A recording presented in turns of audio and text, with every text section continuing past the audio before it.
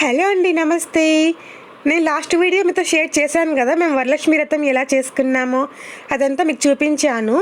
ఈ వీడియో వచ్చేసి next day morning అండి. మామూలుగా అయితే వరలక్ష్మి వ్రతం చేసుకున్న రోజే అమ్మవారిని తీసేయమన్నమాట. ఆ రోజు అలానే ఉంచేస్తాము.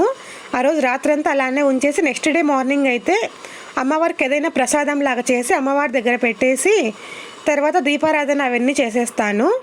దీపారాధన చేసిన తర్వాత దీపాలు ఎప్పుడైతే ఆరిపోతాయో, అంటే దీపాలలో ఉన్న నూనె అంతా అయిపోయి దీపాలు ఆరిపోతాయో అప్పుడు అమ్మవారిని కదిలిస్తాం. మేమైతే అమ్మవారిని ఎంత బాగా రెడీ చేస్తామో, ఎంత బాగా అలంకరిస్తామో కదా, చీర కట్టి నగలు వేసి పూలు పెట్టి అమ్మవారికి జడ పెట్టి ఇంకా పూలన్నీ డెకరేషన్ చేసి వెనకాల అరిటాకులు మామిడి తోరణాలు గుమ్మంకి అమ్మవారి దగ్గర కలశం కూడా పెడతాం కదా. ఇవన్నీ ఒకేసారి తీయాలంటే ఎవరికైనా ఎంత బాధ ఉంటుందో కదండి. నాకైతే చాలా బాధ వేసింది. ఇక్కడ చూడండి, అమ్మవారు చూసానికి ఎంత చక్కగా ఉందో, ఎంత అందంగా ఉందో. మనం అమ్మవారికి అంత పూజ చేసుకొని ఒకేసారి అమ్మవారిని మొత్తం తీసేయాలంటే చాలా బాధ వేస్తుంది కదా. ఎవరికైనా అలానే ఉంటుంది అనుకుంటా. నాకు కూడా అలానే అనిపించిందండి. చాలా బాధ వేసింది నాకైతే. ఇంకా ఇక్కడైతే అమ్మవారి దగ్గర దీపారాధన చేసేసి ఇంకా అమ్మవారికి హారతి కూడా ఇచ్చేసాను. ఇంకా ఇక్కడ చూడండి, అమ్మవారు అయితే ఇంత చక్కగా ఎంత అందంగా ఉందో చూసేదానికి. నేను మొన్న పెట్టిన వీడియోలో అమ్మవారిని అయితే ఇంత దగ్గరగా వీడియో తీసి చూపించలేదండి మీకు. అందుకే మీకు చూపిద్దామని చెప్పి వీడియో తీసి చూపిస్తున్నాను. ఇంకా రోజు ప్రసాదం వచ్చేసి హల్వా చేసినానండి. హల్వా చేసుకొని అమ్మవారికి పెట్టినాను అనమాట. మామూలుగా మేమైతే అమ్మవారిని ఎక్కడ పెడతామో కలశం కూడా అక్కడే పెట్టేస్తామండి. అమ్మవారి దగ్గరే పెట్టేస్తాము. చాలామంది దేవుని దగ్గర పెడుతూ ఉంటారు కదా, అలా కాకుండా అమ్మవారిని ఎక్కడ పెడతామో కలశం కూడా అక్కడే పెట్టేస్తాము. లక్ష్మీ బారమ్మ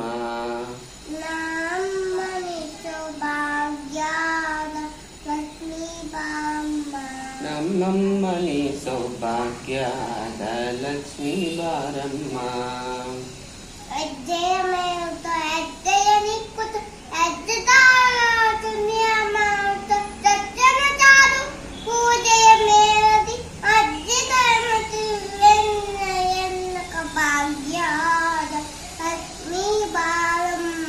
భాగ్యాద లక్ష్మీ బారమ్మ. తర్వాత నమ్మమ్మని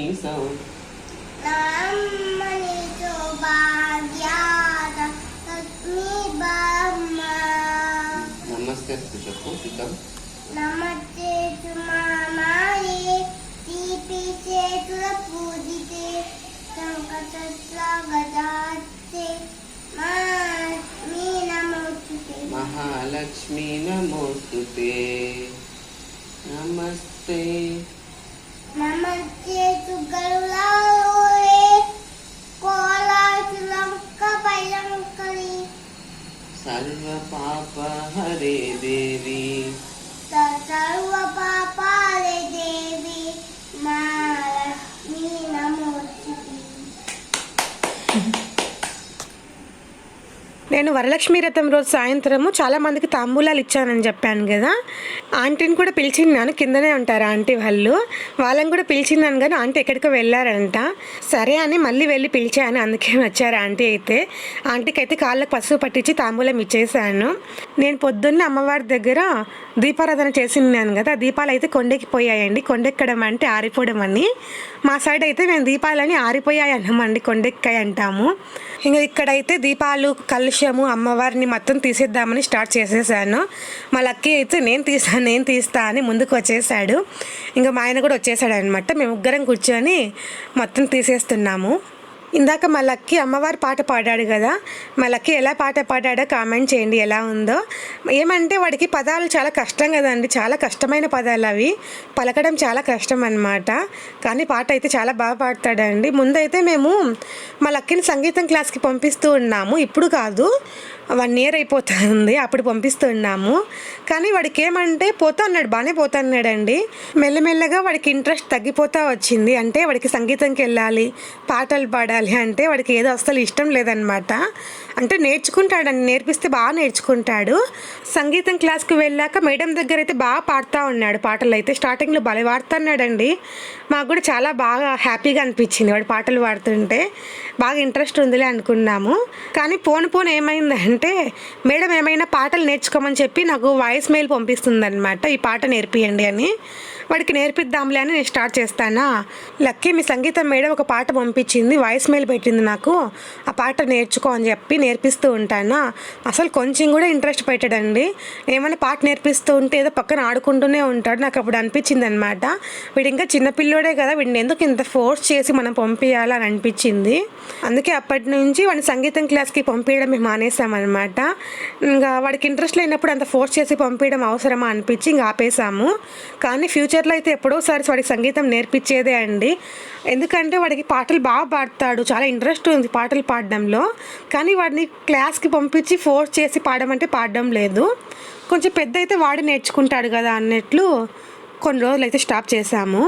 ఇక్కడ చూస్తున్నారా, మొత్తం అయితే తీసేస్తున్నాము.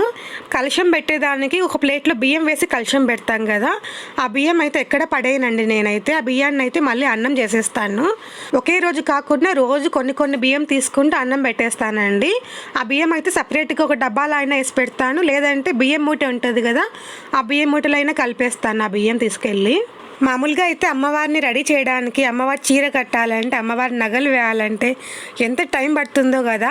మాకైతే కనీసం అంటే 2-3 గంటల దాకా టైం పట్టింది. ఇప్పుడు అమ్మవారిని మొత్తం చీర నగలను తీసేయడానికి ఒక అర్ధగంటలో అయిపోయిందండి మొత్తం పని అంతా. నేను చెప్పాను కదా లాస్ట్ వీడియోలోనే, అమ్మవారి జడ, అమ్మవారి నగలు, ఇంకా అమ్మవారి చేతులు కాళ్ళు, ఇంకా అమ్మవారి ముఖము అవన్నీ తీసేసి ఒక అట్టపెట్టి ఉంటుంది కదా, ఒక బాక్స్ మాదిరి, అందులో తీసి పెట్టేస్తామన్నమాట. మళ్ళీ సంవత్సరం వచ్చినప్పుడు మళ్ళీ పండగ వస్తుంది కదా, అమ్మవారి పండగ వరలక్ష్మి వ్రతము, ఆ పండుగ ముందు రోజు అవన్నీ దించేసి అవన్నీ మళ్ళీ అమ్మవారికి సెట్ చేసుకుంటాము.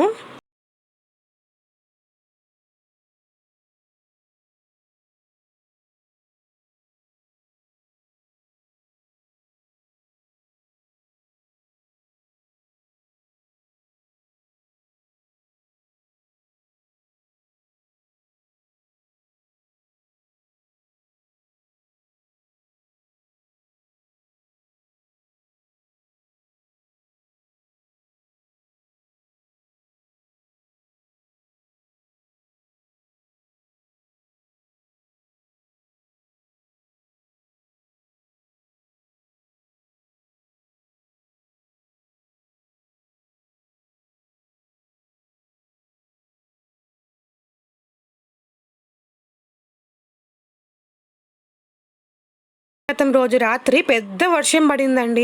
ఎంత పెద్ద వర్షం పడిందంటే అంత పెద్ద వర్షం పడింది. మేము పొద్దున్న లేసి బయటకు వెళ్ళి చూస్తే మొత్తం తడిగా బురదగా ఉండింది. బురద ఎందుకు వచ్చిందంటే చెట్లలో మట్టి ఉంటుంది కదా, అది బయటకు వచ్చేసింది ఆ వర్షానికి. అంటే వర్షం పెద్దగా పడింది కదా అండి, పెద్ద చినుకులు పడ్డాయి, అవి చెట్ల మీద పడ్డాయి అన్నమాట. దాంట్లో ఉన్న కొంచెం మట్టి నీళ్ళతో కలిపేసి కొంచెం బురదగా మారిపోయింది. ఇంకా పొద్దున్న లేసి అదంతా క్లీన్ చేసేసుకొని మళ్ళీ అమ్మవారికి ప్రసాదం అంట అవన్నీ కొంచెం లేట్ అయిపోయాయి అన్నమాట. ఇంకా ఆ రోజు అయితే అమ్మవారికి పూజ లేట్ అయిపోయింది. ఇంకా అమ్మవారిని తీసేటప్పుడు కూడా చాలా టైం అయిపోయింది. అప్పటికే టైము 12:30 అయిందండి. దీపాలు కొండెక్కాలి కదా, అది దీపాలు ఆరిపోవాలి కదా, అందుకు కొంచెం లేట్ అయిందనమాట. ఇంకా వంట అంటే ఆ రోజు అంతా ఏం పెట్టుకోలేదు. ఏమంటే ముందు రోజు పప్పు రసం అవన్నీ ఉన్నాయి ఫ్రిడ్జ్లో, అవన్నీ ఒకసారి వేడి చేసుకొని తిందాంలే అని చెప్పి ఇంకా అన్నం పెట్టేశాను. ఇంకా కొంచెం ఎక్స్ట్రా వచ్చేసి మట్టికాయ ఫ్రై చేశాను అనమాట. పప్పు అన్నంలోకి బాగుంటుంది అన్నట్టు అది చేశాను అంతే. ఇంకా నేను చెప్పాను కదండి లాస్ట్ వీడియోలోనే, అమ్మవారికి కట్టిన చీర అయితే నేను కట్టుకుంటాను, మళ్ళీ సంవత్సరం కొత్త చీర తెచ్చి మళ్ళీ కడతామని అమ్మవారికి. ఈ సంవత్సరం చీర కూడా నేను బ్లౌజ్ కుట్టించుకొని నేనే కట్టుకుంటానండి. మళ్ళీ వచ్చే సంవత్సరంకి అమ్మవారికి అయితే కొత్త చీర కొంటాము. నెక్స్ట్ సంవత్సరం మళ్ళీ వ్లాగ్ పెడతానండి, ఖచ్చితంగా పెడతాను. ఈసారి అయితే ఏది మిస్ చేయకుండా, ఏ క్లిప్ మిస్ చేయకుండా పెడదాం అనుకుంటున్నాను. ఈసారి అయితే చాలా వరకు వీడియో మిస్ అయిందండి, అక్కడక్కడ మాత్రమే తీసాను కదా. నెక్స్ట్ టైం అయితే అలా జరగకుండా చూసుకుంటాను. నెక్స్ట్ టైం కల్లా నా యూట్యూబ్ మంచి సక్సెస్ కావాలని అమ్మవారిని అయితే కోరుకుంటున్నాను. అంటే నేను పెట్టే వీడియో వ్యూస్ వస్తున్నాయండి, అంటే ఎక్కువ రావు, అంటే 100, 140 వ్యూస్, ఎప్పుడో 300 వ్యూస్ అలా వస్తూ ఉంటాయి ఎప్పుడు. అది కూడా రేపు సంవత్సరం అమ్మవారి పండగ కల్లా నా యూట్యూబ్ ఛానల్ మంచి సక్సెస్ అవ్వాలని కోరుకుంటున్నానండి. అంటే నేను ఏదో కొంచెం కష్టపడుతూ ఉన్నాను కదా యూట్యూబ్ కోసం, అంటే దీనికోసం ఒక 2-3 గంటల దాకా టైం కేటాయించి యూట్యూబ్ వాయిస్ వీడియోని ఎడిట్ చేసుకొని మళ్ళీ వాయిస్ ఇచ్చి దానికి థంబ్నెయిల్ అంట ఇలా చాలా ఉంటాయి యూట్యూబ్ అంటే. అంత ఈజీ అయితే కాదండి. ఒక్కోసారి అయితే మా ఆయన కూడా అరుస్తూ ఉంటాడు, ఎందుకు అంత కష్టపడుతుంటావు యూట్యూబ్ కోసము, వ్యూస్ రావు ఏమీ రావు, ఊరికి ఎందుకు అంత కష్టపడుతుంటావు, నీ ఆరోగ్యం స్పాయిల్ చేసుకుంటావు అంటాడు. కానీ ఎప్పుడో ఒకసారి నా యూట్యూబ్ సక్సెస్ అవుతుంది అనే ఉద్దేశంతోనే అలా కష్టపడుతున్నానండి.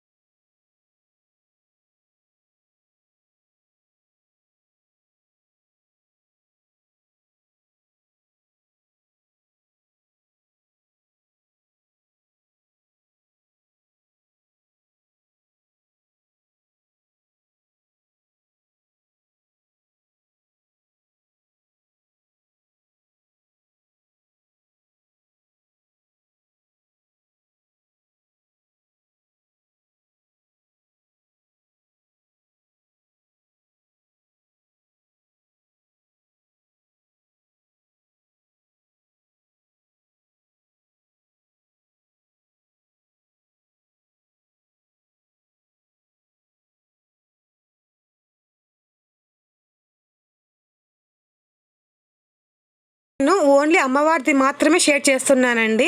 మేమైతే అమ్మవారిని ఎలా రెడీ చేసామో చూపించాను కదా, అలాగే అమ్మవారిని ఎలా తీసామో కూడా చూపిద్దామని చూపిస్తున్నాను. ఈరోజు పెట్టిన వీడియో మీకు నచ్చిందని అనుకుంటున్నానండి. ఈ వీడియో ఇంతటితో స్టాప్ చేస్తున్నాను. మీకు నచ్చినట్లయితే ప్లీజ్ లైక్ చేయండి, షేర్ చేయండి, సబ్స్క్రైబ్ చేసుకోండి. బాయ్ అండి. మళ్ళీ ఇంకో వీడియోతో కలుద్దాం.